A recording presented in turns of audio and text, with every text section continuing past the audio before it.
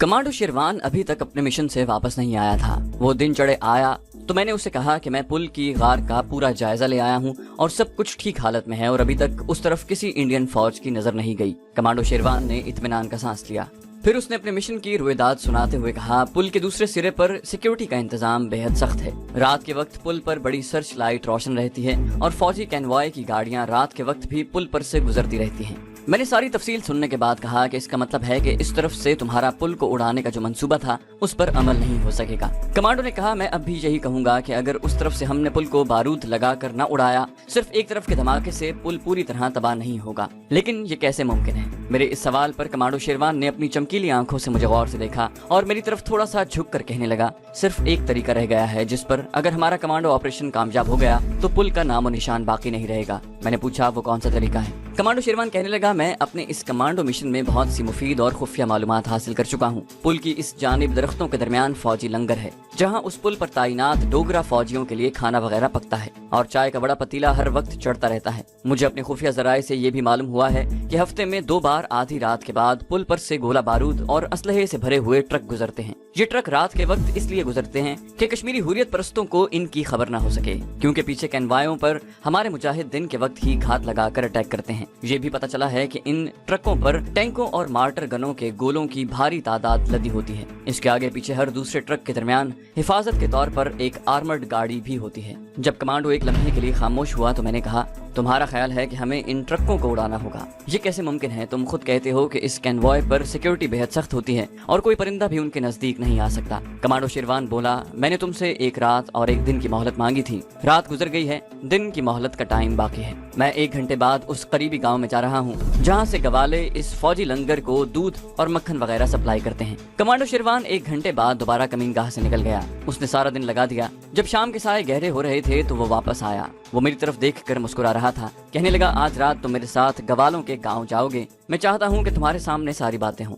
हमने रात का खाना खाया और खच्चरों पर बैठकर रात के अंधेरे में पुल वाली पहाड़ी के करीब गवालों का जो गांव था उस तरफ चल पड़े। ये छोटा सा गांव था। गांव के बाहर बाड़े में मवेशी बंधे हुए थे। कमांडो मुझे एक मकान में ले गया जहां एक तंग सा लकड़ी का टूटा फूटा कमरा था। एक नौजवान कश्मीरी गवाले ने दरवाजा खोलकर हमारा खैर मकदम किया। कोठरी में लालटेन रोशन थी। गवाले ने अपनी बीवी को दूसरी कोठरी में जाने के लिए कहा। हमें सब चाय प्यालियों में डालकर पेश की और बातें शुरू हुई। कमांडो शेरवान उस गवाले से सारी बात कर चुका था। ये कश्मीरी गवाला हमारी मदद करने के लिए तैयार हो गया था। वो कहने लगा, हफ्ते में हर बुधवार और हफ्ते की रात को पुल पर से गोला बारूद और असलहे से भरे हुए ट्रकों का कैनवॉय गुजरता है। ये सारा एमुनेशन जम्मू छावनी से आता है और वादी में मुकीम भारतीय फौज को सप्लाई होता है, जिसे वो मुसलमान कश्मीरियों के खिलाफ इस्तेमाल करते हैं और उनका बेदरेग खून करते हैं। कमांडो शेरवान ने गवाले से कहा, क्या ये कैनवॉय पुल के पीछे किसी जगह ठहरता नहीं?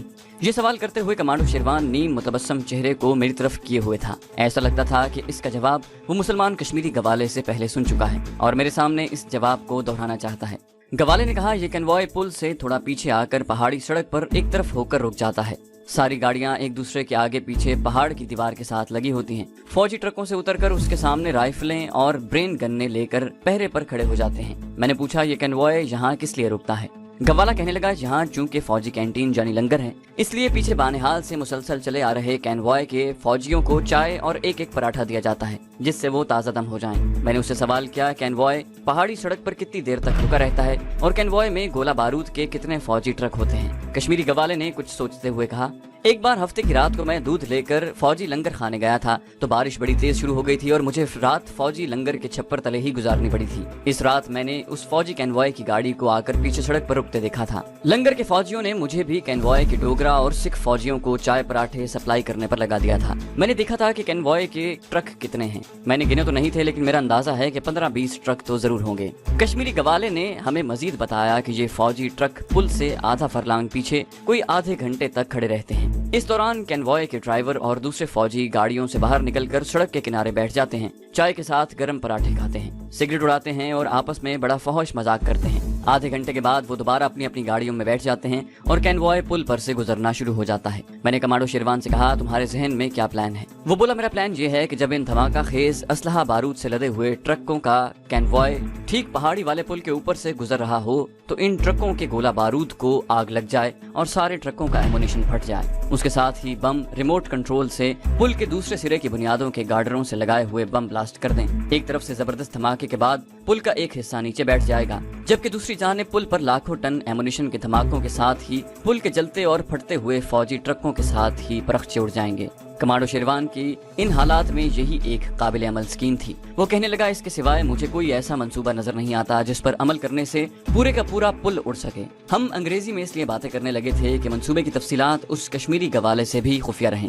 अगरचे वो कश्मीरी मुजाहिदों के साथ था और हुर्रियत परस्त कश्मीरियों के साथ मिलकर 2-4 कमांडो ऑपरेशंस में हिस्सा भी ले चुका था, लेकिन मंसूबे के असल मतन की राजदारी बहरहाल जरूरी थी, इस ख्याल से कि उसे ये महसूस न हो कि हम अंग्रेजी में इसलिए बातें कर रहे हैं कि कुछ बातें उससे छुपाना चाहते हैं। मैंने उर्दू में गुफ्तगू करते हुए गवाले से कहा, माफ करना भाई, हमें आदत पड़ गई है जब हम किसी टारगेट पर अटैक करने की बातें करते हैं तो अपने आप अंग्रेजी में बातें करने लगते हैं। कमांडो शेरवान ने भी उसे एतमाद में लेते हुए कहा, हम भारतीय फौज के एमुनिशन के कैनवॉय को एन उस वक्त धमाकों से उड़ाने की कोशिश करेंगे जब कैनवॉय की सारी गाड़ियां पुल पर पहुंच गई हों।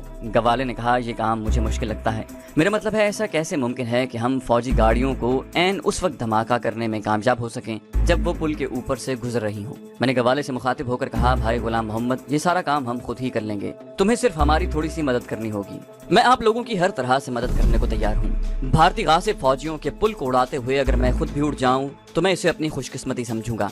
मैंने उसे कहा, ऐसी नौबत नहीं आएगी। एमुनिशन के ट्रकों के साथ ना तुम उड़ोगे ना हम, बल्कि सिर्फ फौजी ट्रक उड़ेंगे, भारतीय फौजी उड़ेंगे और पुल उड़ेगा। वो बोला, मुझे क्या करना होगा, आप मुझे हुक्म करें। गवाले गुलाम मोहम्मद ने बड़े जज्बे के साथ कहा। उसे जो करना था कमांडो शेरवान ने उसे पूरी तफसील के साथ समझा दिया। ये सारा प्रोग्राम कमांडो शेरवान के जहन में पहले ही तैयार था। मैंने भी कमांडो एक्शन की तफसील को बड़े गौर से सुना। मेरे हिसाब के मुताबिक कमांडो शेरवान ने कैनवॉय को उड़ाने का जो प्लान बनाया था वो इस एतबार से हरफ आखिर था कि इसके सिवा हमारे पास कोई चाराकार नहीं था।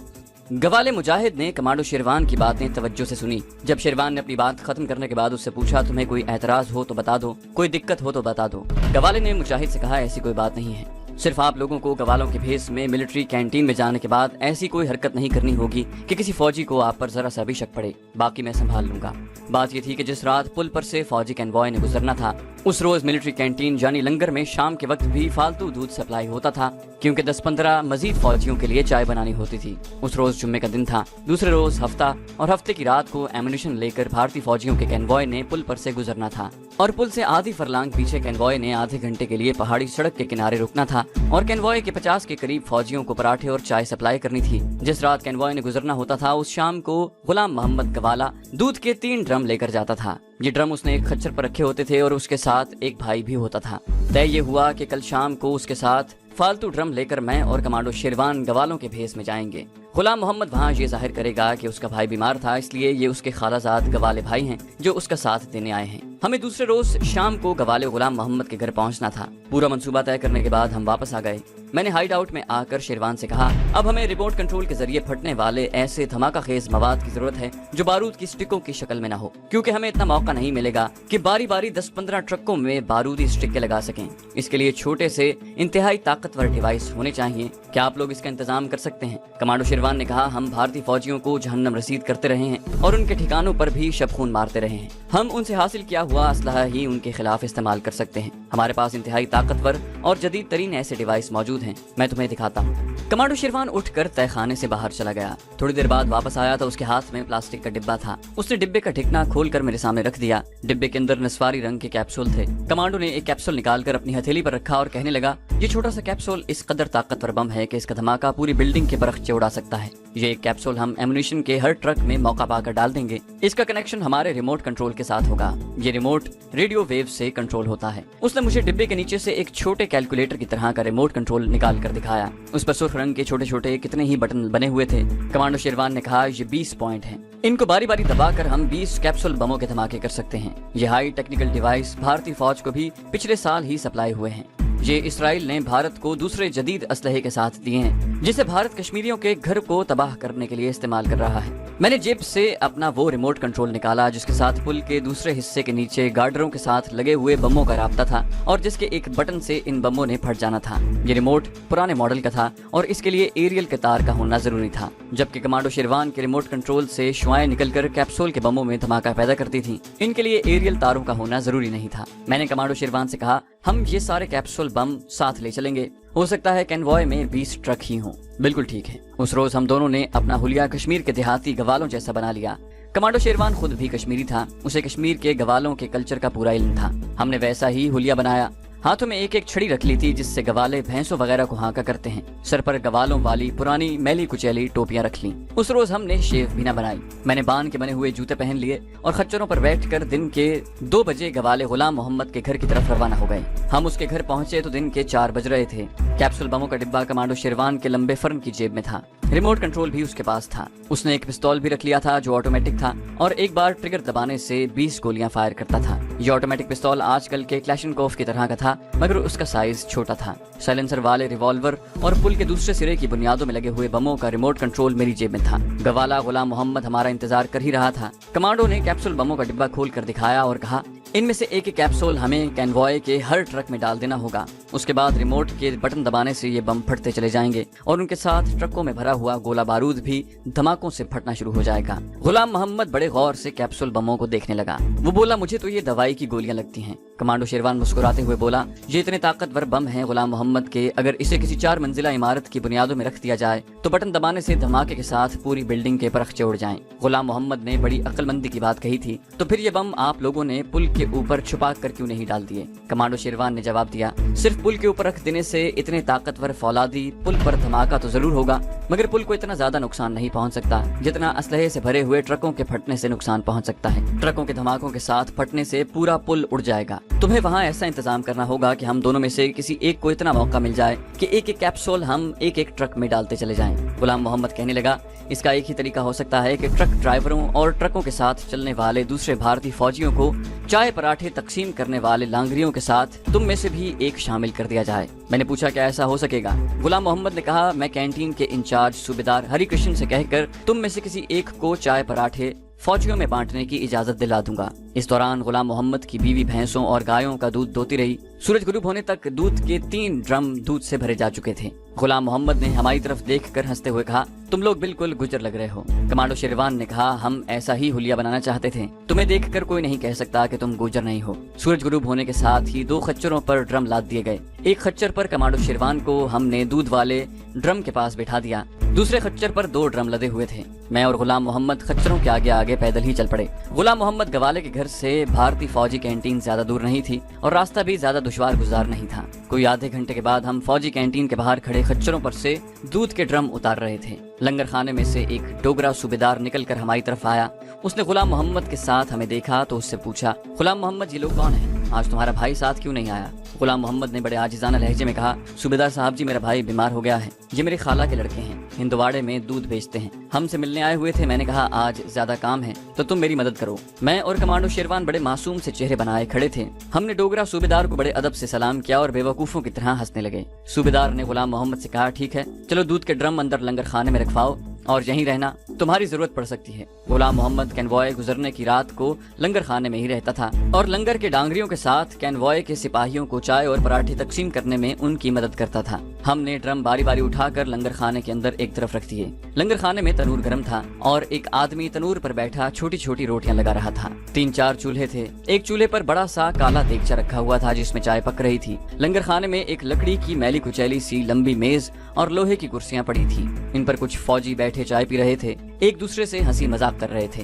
غلام محمد نے آنکھوں سے ہمیں اشارہ کیا۔ ہم اس کے ساتھ ہی لنگر خانے سے باہر نکل آئے اور ایک طرف ہو کر زمین پر بیٹھ گئے۔ اتنے میں ایک کالے رنگ کا سکھ فوجی آیا، اس کے ساتھ ایک اردلی بھی تھا۔ میں نے اس کے عہدے کی پٹی دیکھی، اس پر 3 پھول بنے ہوئے تھے، یہ کیپٹن تھا۔ لنگر کے باہر کا بلب خوب روشن تھا۔ غلام محمد نے اور ہم نے بھی اٹھ کر سکھ فوجی کو سلوٹ کیا۔ سکھ فوجی رک گیا، غلام محمد سے کہنے لگا، غلام محمد، یہ لوگ کون ہیں؟ غلام محمد نے وہی وضاحت پیش کر دی۔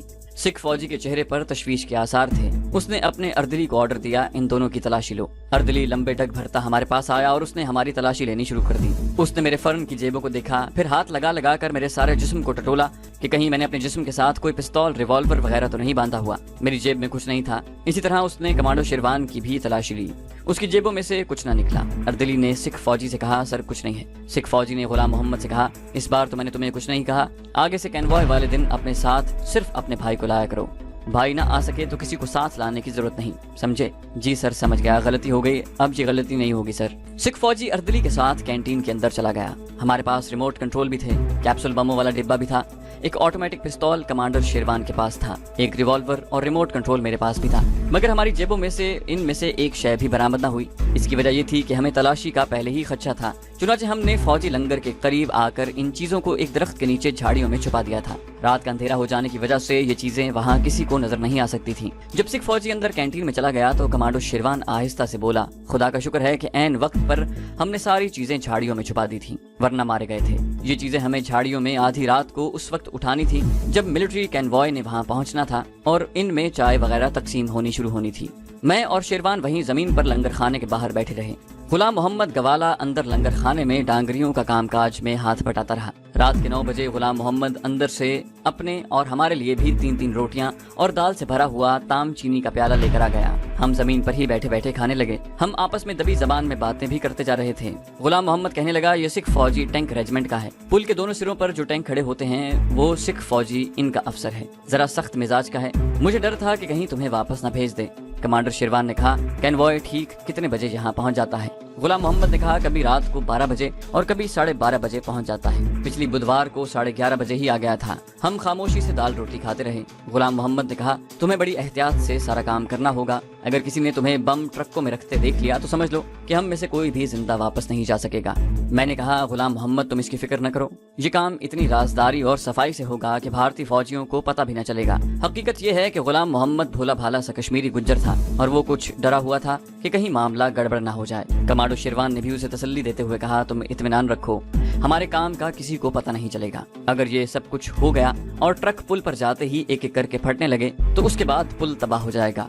कहीं बाद में भारतीय फौजियों को हम पर शक न पड़ जाए कि हमने ट्रकों में बम लगाए थे। कमांडो शेरवान ने जवाब दिया, हम पर या तुम पर शक पड़ने का सवाल ही पैदा नहीं होता। इसको एक हादसा समझा जाएगा और यही तस्वुर किया जाएगा कि किसी ट्रक ड्राइवर या ट्रक के ऊपर पहरा देने वाले फौजी की गलती से ऐसा हुआ है, या किसी ट्रक के ज्यादा उछलने से ट्रक में रखे हुए किसी दस्ती बम का पिन निकल गया और बम के फटने से धमाका हुआ और इस बम ने सारे ट्रक को और उस ट्रक ने बाकी के एमुनिशन से लदे हुए ट्रकों को उड़ाना शुरू कर दिया। ये एक कुदरती बात है कि एमुनिशन का एक ट्रक फटता है तो उसके आगे वाला या पीछे जो ट्रक आ रहा है वो भी उस धमाके की वजह से फट सकता है। यूं एक चेन रिएक्शन शुरू हो गया और सारे ट्रक उड़ गए। हम पर या तुम पर किसी तरह से भी शक नहीं पड़ेगा। गुलाम मोहम्मद खामोशी से रोटी खाता रहा। खाने के बाद हमने ताम चीनी के मग्गों में लंगर खाने की चाय भी पी। इस दौरान रात के 11 बज गए। कुछ फासले पर पुल के इस वाले सिरे पर रोशनी हो रही थी और पुल के पास ही एक बहुत बड़ा टैंक खड़ा था। उसकी गन की नाली बाहर को निकली हुई थी। 3-4 फौजी राइफलें लिए इधर उधर पहरा दे रहे थे। वो सिपाही पुल पर चलकर गश्त लगा रहे थे।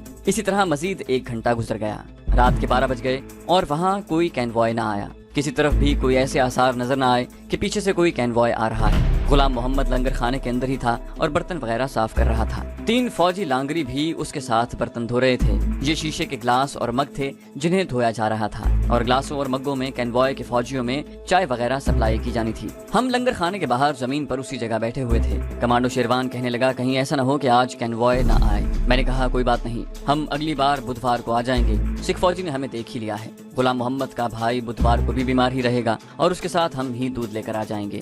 अभी हम बातें कर ही रहे थे कि पुल के सिरे पर जो फौजी था उनमें कुछ हलचल पैदा हुई। पुल के सिरे पर जो चेक पोस्ट थी, शायद उसके फौजी टेलीफोन पर पीछे कैनवॉय के आने की इत्तला मिल चुकी थी।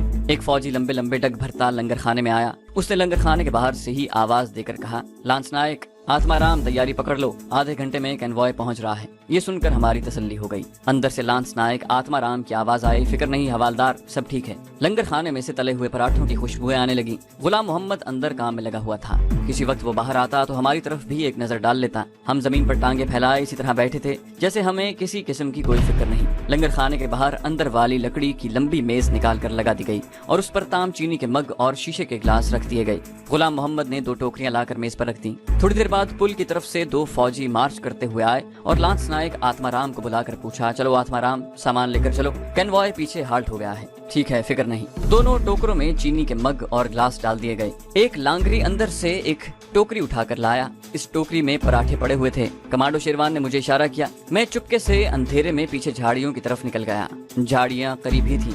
मैं झाड़ियों के पास इस तरह बैठ गया जैसे रफा हाजत के लिए बैठा हूँ। मैंने झाड़ियों में से दोनों रिमोट कंट्रोल, अपना रिवॉल्वर, कमांडो शेरवान का पिस्तौल और कैप्सूल बमों वाला छोटा डिब्बा उठाकर अपने लंबे कुर्ते की लंबी जेब में रखा और बड़े इत्मीनान के साथ इजार बंद बांधने की अदाकारी करते हुए वापस कमांडो शेरवान के पास आकर बैठ गया। बैठते ही मैंने बड़ी एहतियात से कमांडो शेरवान का पिस्तौल उसको दे दिया। उसने पिस्तौल अपने कुर्ते की जेब में डाल लिया। रिवॉल्वर और रिमोट कंट्रोल और कैप्सूल बमों वाला छोटा डिब्बा मैंने अपनी जेब में ही रहने दिया। गुलाम मोहम्मद अंदर से थाल में पराठे लाकर टोकरी में डालने लगा। प्रोग्राम के मुताबिक उसने हमें आवाज देकर कहा, तुम वहाँ क्या कर रहे हो? उठकर काम में हाथ बटाओ, चलो उठो। हम जल्दी से उठकर गुलाम मोहम्मद के पास आ गए और हमने एक एक टोकरी उठा ली। लांगरी लंगर खाने से चाय से भरी हुई 2 बड़ी बड़ी तामचीनी की चैनकें बाहर ले आया। गुलाम मोहम्मद, इसे पकड़ो और ले चलो। गुलाम मोहम्मद ने हमारी तरफ देखा, तुम दोनों ने एक एक टोकरी क्यों उठा रखी है? एक आदमी दोनों टोकरियां उठाकर ले जाए और दूसरा ये चैनक पकड़कर मेरे साथ चले। मैंने मग्गों और शीशे के ग्लासों वाली दोनों टोकरियां उठा ली। कमांडो शेरवान ने चाय की बड़ी केतली उठा ली। चलो वो डबल से चलो। कैनवॉय के जवान बैठे चाय पराठों का इंतजार कर रहे थे। गुलाम मोहम्मद और भारती लांगरी आगे आगे और मैं और कमांडो शेरवान उनके पीछे पीछे हो लिए। हम पुल की तरफ से पीछे जाती सड़क की तरफ चल रहे थे। वहाँ पहाड़ी टीले की दीवार थी। हम सड़क पर आ गए। सड़क पर कहीं कहीं ऊपर करके टीले पर खंबे लगे हुए थे जिन पर बिजली के बल्ब जल रहे थे। सड़क छोटी थी जैसे कि पहाड़ी इलाकों में हुआ करती है, मगर तारकोल की बनी हुई पुख्ता थी। हम सड़क के किनारे किनारे पहाड़ी के साथ साथ चल रहे थे। कुछ दूर चलने के बाद हमें कैनवॉय के ट्रक नजर आ गए। यहाँ ज्यादा रोशनी नहीं थी। सड़क पर बिजली के अंडों वाले खंबे पीछे रह गए थे। मिलिट्री कैनवॉयों की ट्रकों की हेडलाइट्स बुझी हुई थी। ट्रकों के सामने फौजी 2-2, 3-3 की टोलियों में खड़े सिगरेट पी रहे थे और एक दूसरे से ऊंची ऊंची आवाजों में बातें कर रहे थे। 3-4 फौजी सड़क की दूसरी तरफ पत्थरों पर बैठे हुए थे। एक फौजी पत्थर से टेक लगाए नीम दराज था और सिगरेट पी रहा था। हमें देखकर इन फौजियों में से एक फौजी ने ऊंची आवाज में कहा, फॉल इन हो जाओ, राशन आ गया है। फौजी सड़क पर ट्रकों के सामने लालटेन लगाकर बैठ गए और हमने उनमें पराठे और चाय बांटनी शुरू कर दी। भारती लांगरी हर फौजी को एक एक पराठा देता। मैं और गुलाम मोहम्मद मग और खाली ग्लास उनके आगे रखते चले गए। फिर केतली से उनके मग और ग्लास भरने लगे। मैं चाय डालते हुए आखिरी ट्रक के करीब चला गया। मैंने कैनवॉय के ट्रक गिन लिए थे। ये कुल 11 ट्रक थे। हर ट्रक के आगे मशीन गन लगी हुई थी। उस वक्त किसी ट्रक पर कोई फौजी नहीं था। सब फौजी चाय पीने में लगे हुए थे और एक दूसरे से हंस हंस कर मजाक भी कर रहे थे। मैंने देखा कि भारतीय फौजी लांगरी जो हमारे साथ आया था वो भी फौजियों में शामिल हो गया और उनके पास बैठा चाय पी रहा था। गुलाम मोहम्मद और कमांडो शेरवान मुझसे 10 कदम के फासले पर कतार में बैठे चाय पीने वाले फौजियों के पास खड़े थे और जिस फौजी का चाय का ग्लास या मग खाली होता उसमें दोबारा चाय उंडेल देते। जहाँ मैं खड़ा था वहाँ हल्का हल्का अंधेरा था। मेरी चाय की चैनक खाली हो चुकी थी। मैं खिसक कर ट्रकों के पीछे जो पहाड़ी की दीवार और ट्रकों के दरमियान छोटी सी गली बनी हुई थी वहाँ आ गया। चाय की खाली चैनक मेरे हाथ में थी। ट्रकों पर तरपालें पड़ी हुई थी। मेरे पास ज्यादा वक्त नहीं था। किसी भी वक्त कोई फौजी इधर आ सकता था, मगर भारतीय फौजी सारे के सारे ट्रकों की दूसरी तरफ सड़क पर बैठे चाय पीने और पराठे खाने में मसरूफ थे। मैंने चैनक आखिरी ट्रक के अकब में नीचे रखी, जेब से प्लास्टिक का डिब्बा निकाल कर खोला और उसमें से एक कैप्सूल बम निकाल कर आखिरी ट्रक की तरपाल की एक दुर्ज में से ट्रक के अंदर डाल दिया। इसी तरह जल्दी जल्दी एक एक कैप्सूल बम निकाल कर दूसरे ट्रकों के अंदर रखता आगे बढ़ता गया। छोटा सा कैप्सूल ट्रक में किसी भी जगह से अंदर डालना मुश्किल काम नहीं था। तरपाल की रस्सियों और उसके सुराखों में से बड़ी आसानी से कैप्सूल अंदर डाला जा सकता था। खतरा सिर्फ इस बात का था कि किसी तरफ से कोई फौजी अचानक आकर मुझे ऐसा करते देख न ले, मगर मुझे उसे खतरे से बेनियाज होकर यह काम करना था और मैंने 11 के 11 ट्रकों में 11 बमों के कैप्सूल डाल दिए थे। उसके साथ ही मैं तेज तेज कदम उठाता आखिरी ट्रक के पास आ गया जहां मैं चाय की खाली चैनक जमीन पर रखी हुई थी। ट्रकों के पीछे अंधेरा था जिसकी वजह से 2 ट्रकों के दरमियान जो थोड़ी सी खाली जगह थी वहां से मैं सड़क पर बैठे हुए फौजियों को देख सकता था। मैंने चाय की खाली चैनक उठाई और ट्रकों के पीछे से निकलकर सड़क पर आ गया। उस वक्त तक फौजी लोग चाय पी चुके थे और सिगरेट लगाए। अगले 3-4 ट्रकों के जवान ट्रकों के पास आकर टायरों को झुक कर देख रहे थे और उन पर पड़ी हुई रस्सियां खींच खींच कर देख रहे थे और एक दूसरे से बातें कर रहे थे। बड़े ठीक वक्त पर बाहर निकल आया था मैं। गुलाम मोहम्मद और कमांडो शेरवान टोकरों में मग और ग्लास डालते हुए बार बार गर्दन मोड़कर आखिरी ट्रक की तरफ देख लेते। उन्होंने मुझे सड़क के अंधेरे में आखिरी ट्रक के पीछे से निकलते देखा तो यकीनन उन्होंने इत्मीनान का सांस लिया। मैं खाली चैनक उठाए जल्दी जल्दी चलकर उनके पास आया। चैनक जमीन पर रख कर मैं भी खाली बर्तन एक टोकरी में डालने लगा। कमांडो शेरवान ने मुझसे पूछा, हो गया? मैंने आहिस्ता से कहा, ओके। एक टोकरी कमांडो शेरवान ने उठाई, एक टोकरी गुलाम मोहम्मद ने उठाई। मैंने दोनों खाली चैनकें हाथों में पकड़ी और वापस लंगर खाने की तरफ चल पड़े। भारतीय फौजी लांगरी अभी तक वहीं खड़ा एक सिख फौजी जवान से बातें कर रहा था। हम दोनों उसके करीब से गुजरे तो लांगरी ने गुलाम मोहम्मद से कहा, गुलाम मोहम्मद, चैनकों को धोकर रखना। गुलाम मोहम्मद ने फौरन जवाब दिया, अच्छा। लंगर खाने में आकर हमने बर्तनों को एक तरफ रख दिया। वहाँ 2 बावर्ची मौजूद थे जो चीजों को संभालने में लगे हुए थे। गुलाम मोहम्मद के साथ हम भी बर्तनों को धोने लग गए। थोड़ी देर के बाद हमें ट्रकों के इंजनों के स्टार्ट होने की और उन्हें साइड पर से निकालने की आवाजें आने लगी। میں نے کمانڈو شیروان سے کہا اب ہمیں جانا ہوگا۔ غلام محمد نے آہستہ سے کہا میں بھی ساتھ جاؤں گا، پیچھے نہیں رہوں گا۔ اس کے پیچھے رہ جانے سے معاملہ بگڑ سکتا تھا۔ اس سے پوچھا جا سکتا تھا کہ اس کے 2 آدمی جو ساتھ آئے تھے وہ کہاں غائب ہو گئے ہیں۔ کمانڈو شیروان نے غلام محمد سے کہا چلو تم بھی ہمارے ساتھ چلو، برتنوں کو صرف پانی سے ہی صاف کرنا تھا۔ ہم نے برتنوں کو ایک طرف لگا دیا اور لمبے کرتوں کے دامن سے ہاتھ پہنچتے لنگر خانے سے باہر آ گئے۔ غلام محمد نے دودھ کے خالی ڈرم پہلے ہی باہر رکھے ہوئے تھے، ایک ڈرم اس نے اٹھا لیا، 2 خچر پر رکھے اور ہم تینوں فوجی لنگر سے واپس چل پڑے۔ اس وقت دور سے فوجی کنوائے کے پہلے ٹرک کی بتیاں نظر آنے لگی تھیں۔ اب یہ ٹرک پل سے 100-150 گز کے فاصلے پر تھا۔ ہم تیز تیز چل رہے تھے اور خچر کو بھی تیز تیز چلا رہے تھے۔ جب ہم اندھیرے میں آ گئے تو ایک طرف ہو کر جھاڑیوں کے پیچھے بیٹھ گئے۔ کمانڈو شیروان نے کچھ سوچ کر غلام محمد سے کہا تم نکل جاؤ، تمہارا یہاں ٹھہرنا ٹھیک نہیں۔ بعد میں اس نے مجھے بتایا کہ ہم فوجی لنگر کے قریب ہی ہیں اور ٹرکوں کے دھماکے اور شعلے دیکھ کر وہ کہیں گھبرا کر کوئی ایسی حرکت نہ کر بیٹھے جس سے ہم کسی مصیبت میں پھنس جائیں۔ غلام محمد نے خچر پر اپنا ڈرم بھی رکھا اور وہاں سے تیز تیز چلتا نکل گیا۔ ہماری نظریں پل کے سرے پر لگی ہوئی تھیں جہاں سرچ لائٹ کی روشنی ہو رہی تھی۔ میں نے اپنا ریموٹ کنٹرول نکال کر ہاتھ میں لے لیا تھا۔ کمانڈو شیروان نے دوسرا ریموٹ کنٹرول ہاتھ میں پکڑ رکھا تھا۔ اس نے اپنے ریموٹ کنٹرول کے 11 بٹن دبا کر کنوائے کے ٹرکوں کو دھماکے سے اڑانا تھا۔ میں نے اپنے ریموٹ کنٹرول کا بٹن دبا کر پل کے دوسرے سرے کی بنیاد میں جو بم کی سٹکیں لگائی گئی تھیں ان کو اڑانا تھا۔ یہ بڑے ہیجانی لمحے تھے۔ یہ خیال ہم دونوں کو بار بار دماغ میں آ کر پریشان کر رہا تھا کہ اگر کسی انسان کی غلطی کی وجہ سے بم نہ پھٹ سکے تو ہمارا سارا مشن دھرے کا دھرا رہ جائے گا۔ فوجی کنوائے کے پہلے 3 ٹرک پل پر چڑھ چکے تھے اور بڑی آہستہ رفتار کے ساتھ پل پر سے گزر رہے تھے۔ کمانڈو شیروان نے کہا تم اپنا بٹن میرے پہلے بٹن دبانے کے بعد دباؤ گے۔ میں نے کہا اوکے۔ میں نے اپنے نفسیاتی ہیجان پر قابو پاتے ہوئے کہا حالانکہ اس سے پہلے بھی میں کئی کمانڈو آپریشن کامیابی سے کر چکا تھا، مگر نہ جانے کیوں اس آپریشن کے وقت میں نفسیاتی دباؤ محسوس کر رہا تھا۔ کنوائے کے ٹرک آہستہ آہستہ بے معلوم رفتار کے ساتھ پل پر آ گئے۔ پل کافی لمبا تھا، نیچے برساتی نالے کا پارٹ کافی چوڑا تھا۔ دور اندھیرے میں ہمیں پل نظر نہیں آتا تھا۔ اگر پل کے دونوں سروں پر لگی ہوئی سرچ لائٹوں کی روشنیاں ان پر نہ پڑ رہی ہوتی۔ جب کنوائے کے پورے ٹرک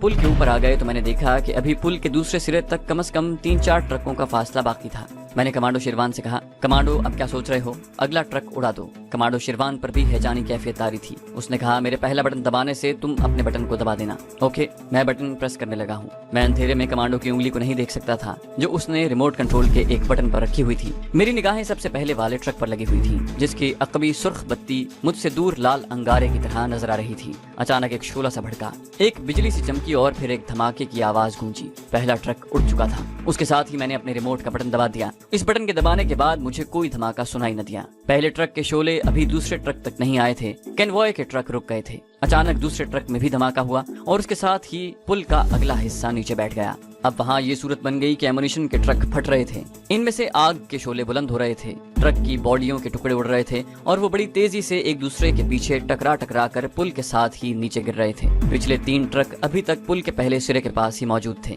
مجھے دوسرے ٹرکوں کے شعلوں کی روشنی میں ان میں سے 3 فوجی چھلانگے لگاتے نظر آئے۔ اتنے میں ان 3 ٹرکوں میں ایک بھیانک دھماکہ ہوا اور تینوں ٹرکوں کے پل کے ساتھ ہی پرخچے اڑ گئے۔ اب وہاں آگ اور شعلے اور دھوئیں کی ایک آبشار سی پل کے نیچے ٹرکوں کو لے کر گر رہی تھی۔ وہاں اب کوئی پل نہیں تھا۔ نیچے برساتی نالے میں ٹرکوں کے ڈھانچوں میں بھی اب تک دھماکے ہو رہے تھے، ان کا اسلحہ ابھی تک پھٹ رہا تھا۔ اب وہاں ہمارا ٹھہرنا ٹھیک نہیں تھا۔ ہم رات کے اندھیرے میں پہاڑی راستوں، گھاٹیوں اور کھڈوں میں سے گزرتے اپنی کمین گاہ پر پہنچ گئے۔